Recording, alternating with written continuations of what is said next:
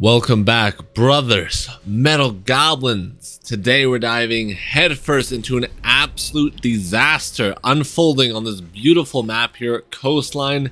If you love wild chaos, salty exposés, buckle up, this battle is about to get hectic. Starting off with the commander from the blue team, the top ranked player, Kurt Bunker. Starting as Armada, gonna be opening up bots. His co-commander, the man who's going to help carry this team to victory, Club's Guard here, opening with Cortex and bots as well. Let's head over to the red hand side of the map here. We have Da Boss, going to be the commander for the red team, and his co-commander, the man in arms, X32. He'll be our air player.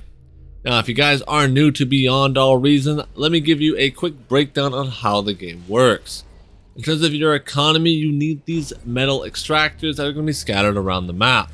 This is why you'll see players moving up and trying to get vision so desperately, as these are your main source of income for your economy that allow you to produce units and structures.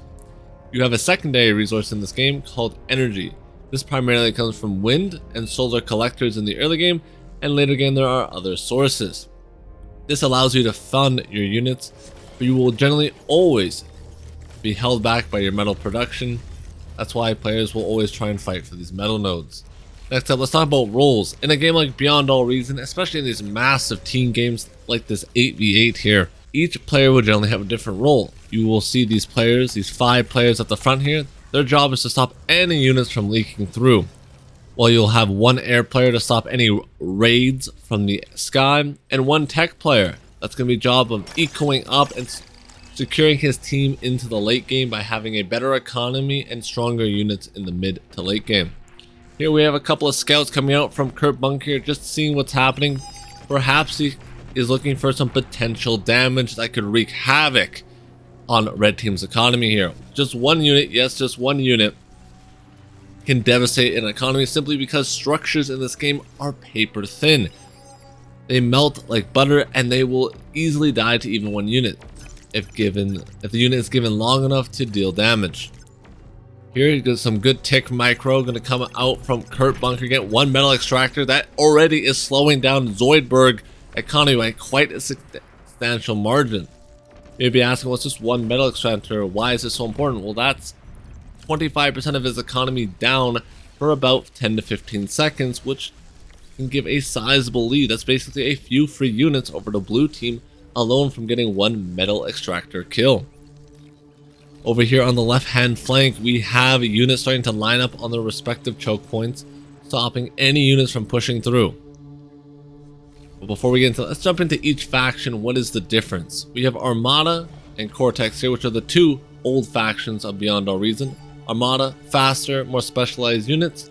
Cortex, slower but hard hitting and a lot of HP. And then we have our third faction and the coolest faction, and if you don't agree with me, I'm sorry, but you are insane. Because Legion is just absolute insanity in terms of looks, game design. It is beautiful on multiple different scales here. I love Legion, if you cannot tell. But Legion is kind of very specialized. Everything on their faction has a very unique purpose, even more than Armada. And they generally have solid early to mid to late game strengths. Here we have a little bit of a skirmish here. Just feed for the blue team. This probably won't get any damage done. Perhaps just looking for some scouting information, seeing if anyone's trying to go too greedy or trying to catch the purple player off guard here, simply due to the fact that many players in the early game will not build enough units and go way too much economy. That can definitely lead to early game losses. A lot of matches in bar are also generally quick because people will make early game mistakes. Huge D-guns though from Club Guard there. That man just sent those pawns to Robot Jesus. And I'm praying they led a good life so they get into robot heaven. Wow, that was a devastating blow there. 500 metal basically down the drain here. Club's Guard here looking to maybe get a commander trait as well. He is on the offensive. These pawns are surrounding him though. Now he's making a blunder, walking too far forward. That will cost him his commander. And boom goes the dynamite. That is an insane loss for the green team's commander, simply not only because a commander is a very powerful unit being able to one-shot anything in the entire game, but simply due to the fact that now he has fed his enemy team 1.2 thousand metal.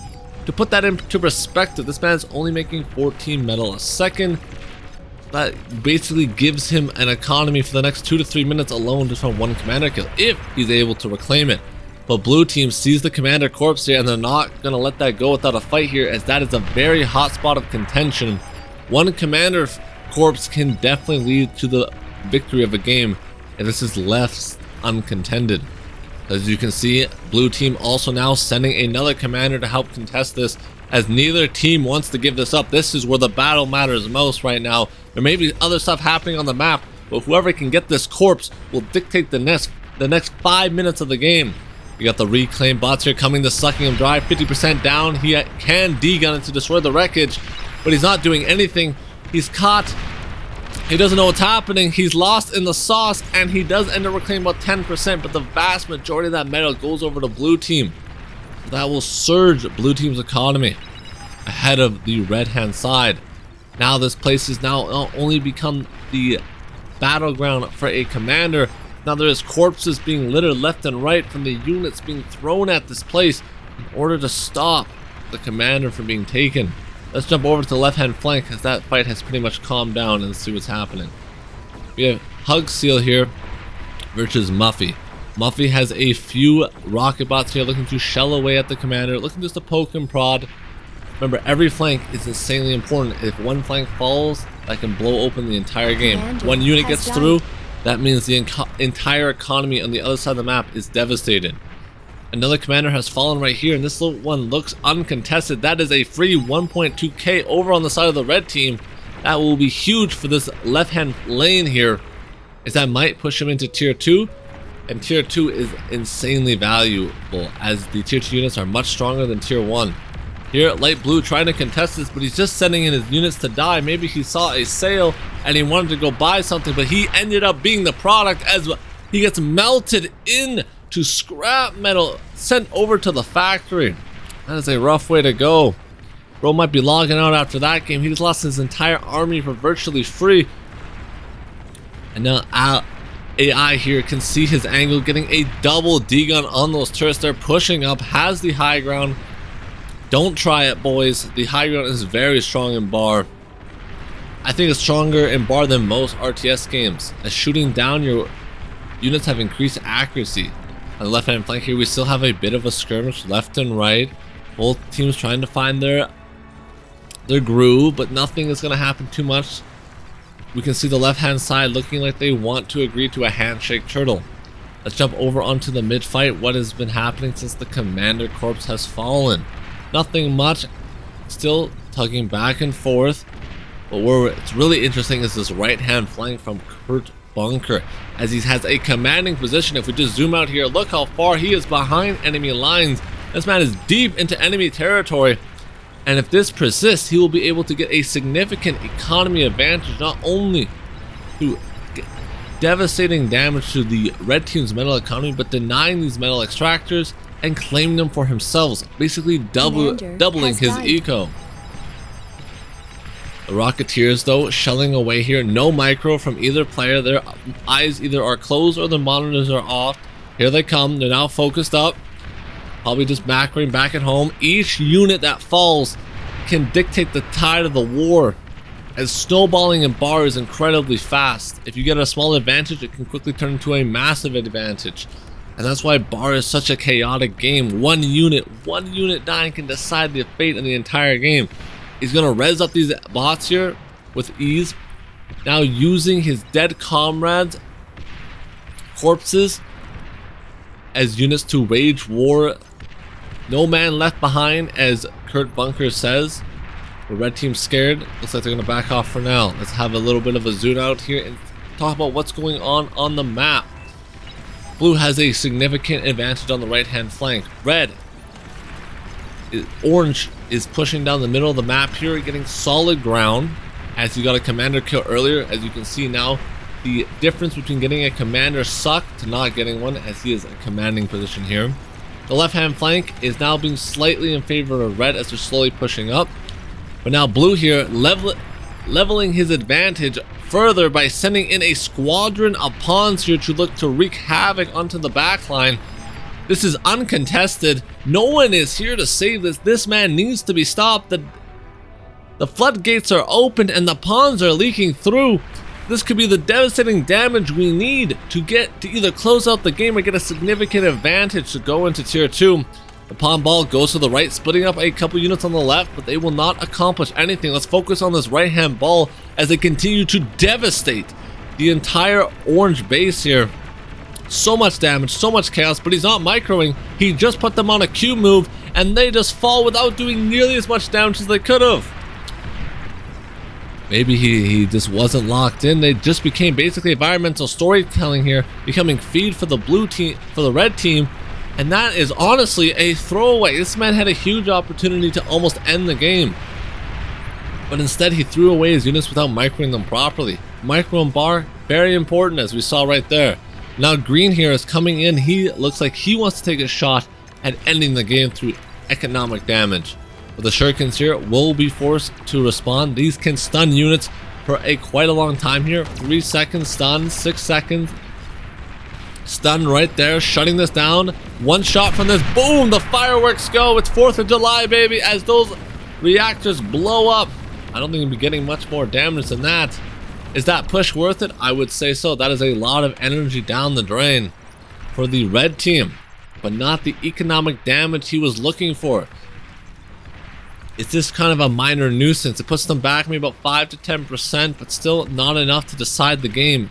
As right now the game is very even. Either side can take this. Let's jump in on our eco players here, because these guys, well, 12 minutes in, are going to start looking to have a big impact. Eco was online looking to get his tier 2 mexes. Tier 2 mexes in this game give 4 times the amount of money as a tier 1 mex. Put that into perspective, this mex is generating 2 metal, where this one is generating 8.1. This is a huge economy lead. How about the red team's economic player? He is also about the same state as the blue player, a little bit further ahead, but 1 to 2 more metal extractors completed. But both tier eco player chose to eco up instead of playing aggressive here, which means the front line is still left to fend for themselves. The ecoing is going strong. They're scaling for that late game now. The Mausers are out. Tier 2 is now on the battlefield for Kurt Bunker here, and these will devastate the tier 1 units, blasting them into the past. They'll be wish they never even came to this battlefield, because the differential between a tier 1 and a tier 2 unit is outstanding. Laser turrets set up here to stop any pawns from getting on top of the Mausers. The Mausers' main weakness, light, fast units. The light turrets here will make quick work of that. But let's look at the middle of the map here, because this is where the action's really at right now. As orange seems like he threw away his lead here. Oh, perhaps we have a bombing run coming in. This could end the game on itself if he gets good economic damage. We'll zoom in here and let's follow this closely here. The bombers right here on the map, they're coming in. The fighters are forced to intercept. The fighter wall screen was not very good, so he gets a few bombers before they drop their load. Here they come. The first bomb run hits. Not very much damage. A little bit of an inconvenience for him, but still very playable. He's not microing his fighters correctly either. He could have had another bombing run. He went for he's trying to get the fusion down to 80% with 3 fighters left and AA on the way. Sadly, I would have to say that bomb run was a complete failure. It did not get nearly as much damage. Bombers are extremely expensive units, and not getting at least a fusion or a couple lines of win here means that their airplay just threw away a couple thousand metal for basically free. What an absolute blunder there by the air player. Perhaps not thinking that the orange player would have any AA, but he came prepared. Never trust your air player, boys, because they always be slacking. I would know. I've been bombed out of more games than I can count. Make sure you build your own AA for that very reason, because that just saved his bum. If he did not have AA there, he probably would have been out of the game, and this game would have already been over. Huge D-guns, though, coming out of Zoidborg. Zoidborg does drop his commander. That could be a huge opening for the blue team now, as there is nothing left defending this right-hand flank. The Mausers are up. The thugs in front. The push is coming. What is here to stop them? Nothing but a few turrets that will make quick work by the Mausers here. Hounds are now trying to come out and hound the units away, but sadly they're just outnumbered too much right now. And there is so much metal on the ground. If anyone can get over here and reclaim this, that could be a huge advantage going over to the blue side, as they desperately need some more money. As right now they're losing on the economic front. We have Bunker Commander coming down to 2%, barely living. Let's jump back over to this metal field here. It's like a bunch of it's like a kid in a candy store. You have so much metal here, you just can't wait to get inside and eat all that candy up. As this commander now is walking up, he's going to eat the commander here. 2.4k on the field. That is enough for an entire tier 2 lab or a few tier 2 units. It looks like he's too scared, afraid of Red's collapse. On the left-hand flank though, Pro Muffin is starting to come through heavily. If he gets to the backline, that could result in the game being over right then and there. So blue will be forced to respond. On the middle of the map, they're still fighting over the wreck. An arm wrestler here has now gained the high ground in the center part. The map is completely flipped on its head, where blue had a commanding advantage on the right-hand flank. Now red has a commanding advantage, but on the opposite flank. And where red had a commanding advantage in the middle of the map, now blue has that advantage. The map has completely flipped. Bar, you can never tell what's going to happen. The tides of war change rapidly in this game, as Sheldons are out, tier 2 out on the battlefield for Pro Muffin as he looks to make his push of death onto the Legion commander here. Hug Seal, but Hug Seal has a couple of hoplites here that are just going to run at him, sprint towards the Sheldon. The Sheldons melt like butter. They stand no chance against the hoplites' dual machine guns, shredding them into pieces. Those Sheldons were gone faster than my will to queue for rank as they get dissolved into metal scrap. Reinforcements now from the other blue commander, seeing this as an opportunity. Perhaps Pro Muffin overstepped his bounds here as his army's been completely and utterly annihilated, turned into dust. A story to be told for the ages of what not to do as he pushed too far up. This is a major problem in Bar. I have this problem. Even the top tier players have this problem. Everyone has this problem. Overstepping your bounds in Bar is such a fine line between great success and great failure, and knowing when to pull back is what makes you a master of this game. And Pro Muffin there definitely stepped too far forward, losing a couple thousand metal for free, which is now on the side of blue team, and they're going to be able to reclaim that field, furthering their economy advantage, furthering their potential comeback in this game. If we head over now to Arm Wrestler, see what's happening. This was once orange territory, but he's completely lost it all. How the mighty have fallen. And now this has become a wasteland of wreckage. But it seems like a peaceful era as no one's trying to contest Arm Wrestler at the moment. Yodi Tax here in the middle of a brawl against a few thugs, but his tier 2 units will make short work of that.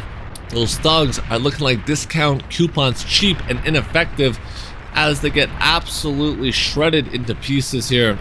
Sending his units into the grinder as the hounds make quick work of them, as they outrange them, out DPS them. They're just the better unit in every which way. But we have a Jaguar run by here, perhaps looking for some damage, but they accidentally do run into a Beamer here, which will just completely shred them into pieces. What a throwaway from the blue commander. We have throws left and right. We should be in the Olympics for throwing because we are throwing that hard. Both teams are taking their turns. They said, no, we don't want to win yet. You have the win. And then red team says, okay, no, we don't want to win yet. You have the win. They keep throwing their leads left and right here, but that's what makes Bar so exciting, as you never really know who's going to come out on top, because even a small mistake can be a catastrophic advantage to the other team. Reclaim, getting their tier 2 up, expanding their economy is so crucial in this game. Kurt Bunker now cloaking his commander, looking for a cheeky D-gun here. One-shotting any unit that comes too close. Destroyed. It's like a shark in the water here, waiting for its moment to strike. Sit still. Their vision is based off movement. The gladiators, perhaps there's a raider that can see him. They're barely missing him, actually. They're trying to hit him. Maybe they're fishing for him. Sadly, they do not catch anything. And the D-gun comes out. Boom!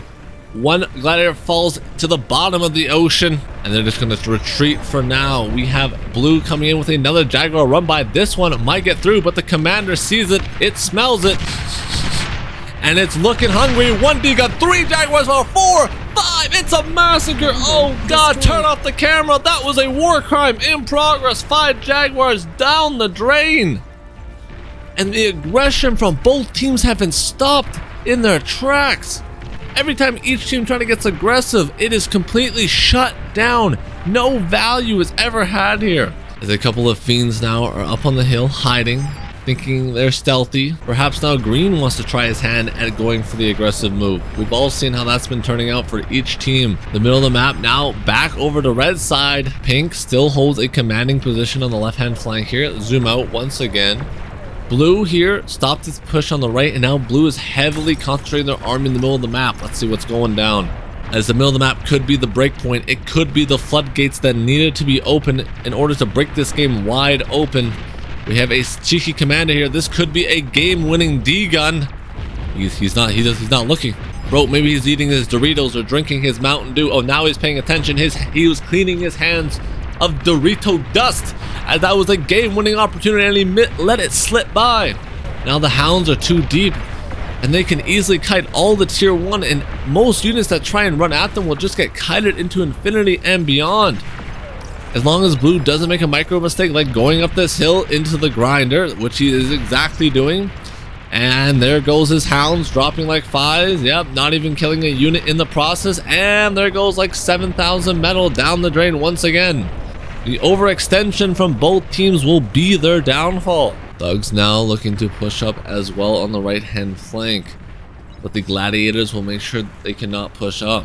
Lex here grabbing some more metal on the front line, looking to eat up to get his further along his economy, but sadly red team is starting to pull away in terms of economic advantage here. I would imagine that has to do with the eco players. It's time to check in on them once again.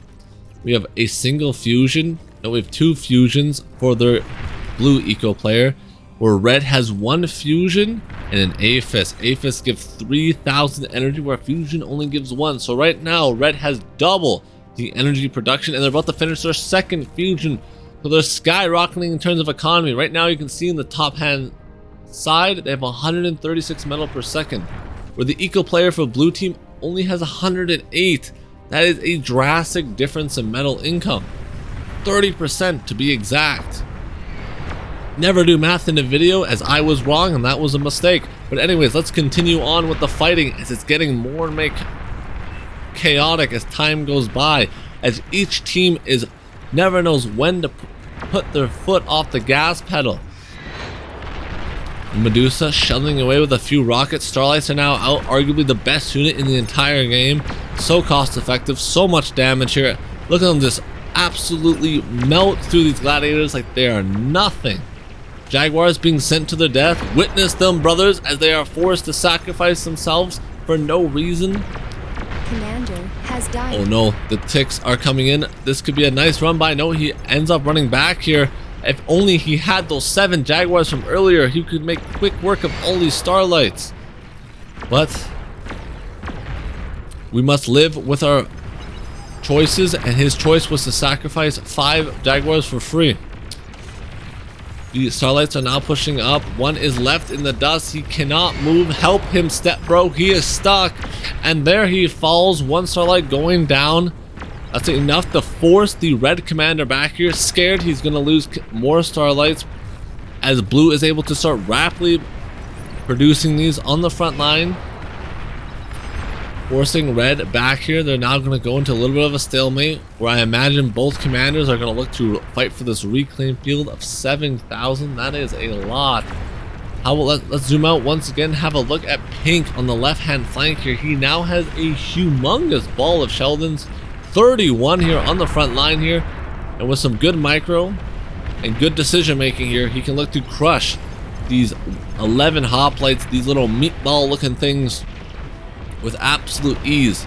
But if he takes 1 second to look away, perhaps he goes back to macro or eco too much, this entire army could evaporate, because the hoplites, if they get on top of those Sheldons, they will melt them down. Agitator now out, the artillery unit for the Legion, looking to shell away, doing some good chip damage, but not enough to be anything game ending. These metal fields are growing. If we grab 1 reclaim bot, you have 3,000 on the 4,000 on the left flank, 8,000 on the right flank here. Did that just say what the? That just say 50 grand? Hold on. Where's a bot? Oh, it said 5k. I'm going crazy, dude. I'm going senile just from watching this game. It's too epic. I cannot handle it. The Prometheus, the heavy assault tank from the Legion, faction here just melting these con turrets down, making short work of any units that come their way. This thing is so good at killing anything tier 1 or lightly armored tier 2 units. Look at that, it just destroys everything, man. Nothing can stand in its way as it now pushes towards Blue's economy. And there's nothing here to defend Blue's economy. If this thing gets in there, Blue's gonna go bye-bye, and that's gonna be game. The resign vote now coming out. The Prometheus left to dry, not moving forward, gonna get caught up here by the other units, and it looks like it's going to fall here. Quite sad to see, and that is a very expensive unit. Rattlesnakes shelling away. These Centurions taking heavy losses. Pitbulls going in, stopping any more advancement here in the middle of the map. But the right hand flank has crumbled. The left hand flank is going to start crumbling soon. Red team's economy is just snowballing out of control, as now the eco player for the red team is starting to produce mass amount of units. Meanwhile, the blue team eco player is still ecoing, which is going to lose them the game here, as they need units on the front line now. The resign vote comes out, boom goes the dynamite, and that's going to be the game. If you guys did enjoy this cast, make sure to like and subscribe, leave a comment, tell me what you love about each faction. I would love to hear what you think down in the comments below. Here's the damage charts. Hope you guys all have a fantastic day, and peace.